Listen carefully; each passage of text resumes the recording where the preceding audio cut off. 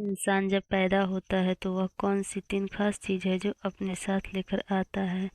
पहला, संचित कर्म। हिंदू धर्म के अनुसार मृत्यु के बाद मात्र यह भौतिक शरीर या देह ही नष्ट होती है, जबकि सूक्ष्म शरीर जन्म जन्म तक आत्मा के साथ संयुक्त रहता है।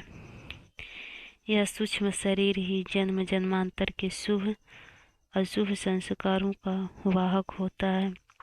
संस्कार, अतः हमने जो भी भले और बुरे कर्म किए हैं वे सभी हमारी आदतें, ये संस्कार इंसान के पूर्व जन्मों से ही नहीं आते, अपितु माता पिता के संस्कार भी रज और वीर्य के माध्यम से उसमें सूक्ष्म शरीर में प्रविष्ट होते हैं, जिससे मनुष्य का जीवन इन दोनों से ही प्रभावित होता है। बालक के गर्भधारण की परिस्थितियां भी इन पर प्रभाव डालती हैं। ये कर्म संस्कार ही प्रत्येक जन्म में एकत्र होते चले जाते हैं, जिससे कर्मों भले बुरे दोनों का एक विशाल भंडार बनता जाता है।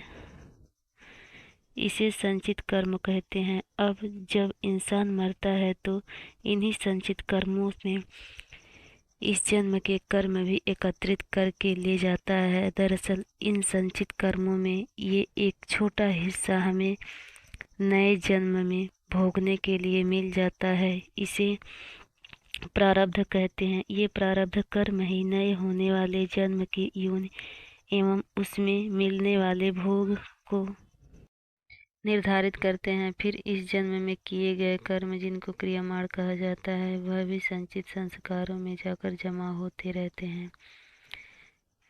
दूसरा है स्मृति। 1% भी लोग नहीं होंगे जो अपने पिछले जन्म की स्मृति को खोलकर यह जान लेते होंगे कि पिछले जन्म में मैं क्या था। प्रत्येक व्यक्ति के पास अपने पिछले और इस जन्म की कुछ खास स्मृतियाँ संग्रहित रहती हैं।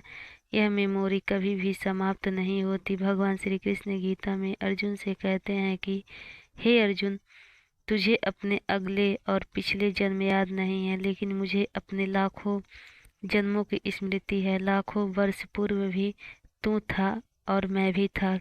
किस जन्म में तू क्या था यह मैं जानता हूँ, और अगले जन्म में तू क्या होगा यह भी मैं जानता हूँ, क्योंकि मैं तेरे संचित कर्मों की गति भी देख रहा हूँ।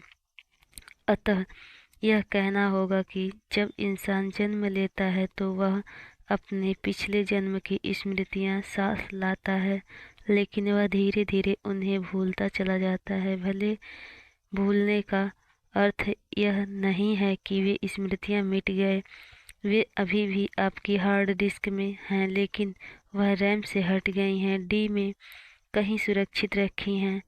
इसी तरह जब व्यक्ति मरता है तो वह इस जन्म की सभी स्मृतियां बटोर कर साथ ले जाता है। तीसरा है जागृति।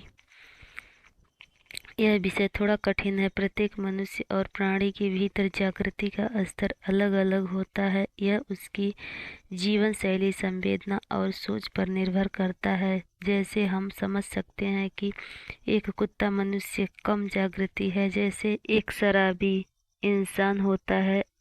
आप में बेहोशी का स्तर ज़्यादा है तो आप भावना और विचारों के वश में रहकर ही जीवन यापन करेंगे, अर्थात आपके जीवन में भोग, संभोग और भावना ही महत्वपूर्ण होगी।